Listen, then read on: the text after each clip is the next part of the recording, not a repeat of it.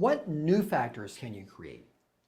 As we continue our discussion on value innovation, we want to think about opportunities to bring something new to the market to improve your competitiveness and increase your success with customers. And with that, as we conclude our discussion on creating factors, it rounds out our dialogue on value innovation and concludes the 8th element of the opportunity analysis canvas. When we think about the creation of new factors, we'll take a look at the book retailing market.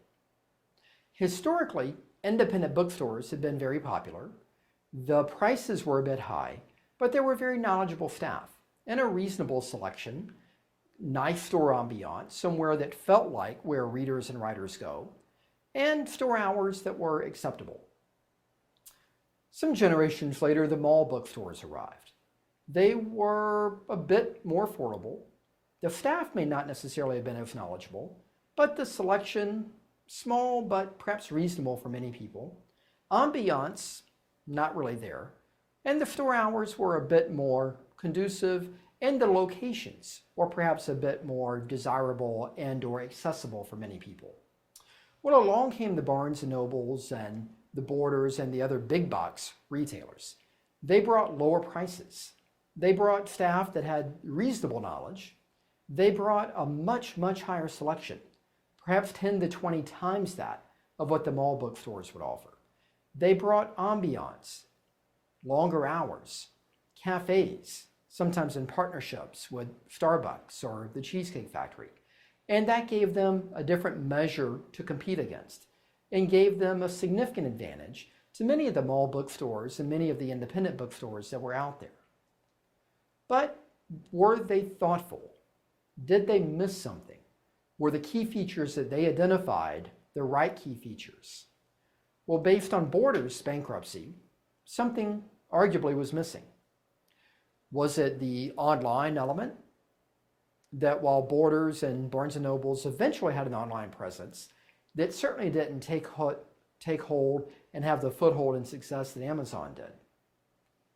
Were there other missing elements that could have saved the retailers? Now we see this with Barnes & Noble, of them introducing the Nook as their tablet and e-reader competitor, and that's done a tremendous amount for them. Borders had no such device, but Barnes & Noble still is struggling. And so we want to think about, when we're determining what to add to the competitive space, what do customers really want? What do they really value? And then we're not simply arbitrarily adding on factors without getting a good sense and a reasonable amount of confidence that we're adding things that matter to customers. When we look at companies that have done it well, iTunes, I would argue, is the most successful Apple product. And what they did was they recognized that in a climate, particularly in the 90s, the 1990s, that were characterized by Napster and the other piracy-based offerings, or some of the other smaller offerings that existed with Rhapsody and others, that all in all, it was a difficult environment to find and acquire and to co-locate and to play music. That iTunes brought simplicity.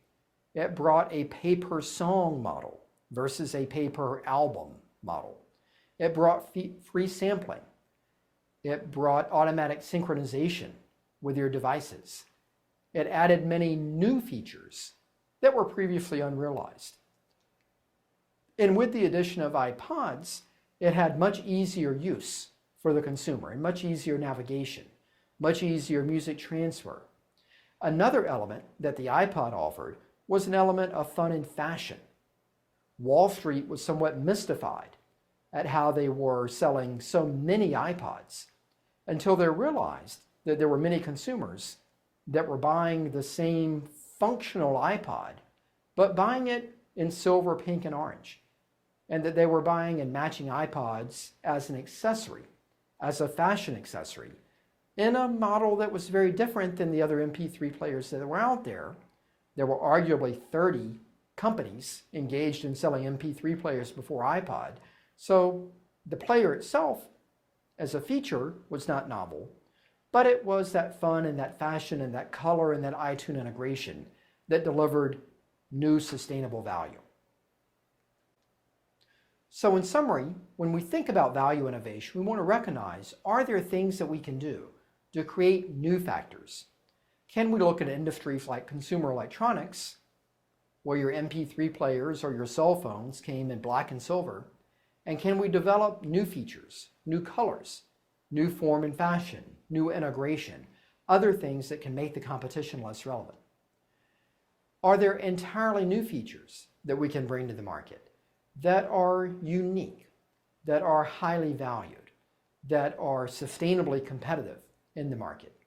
And as we go through and we think about these things, as we think about the opportunity to create elements, to raise elements, to reduce elements, or to eliminate elements, these are all drivers to consider as we're working to deliver on the value curve and increase the value innovation that we're able to bring to the market for our target customers.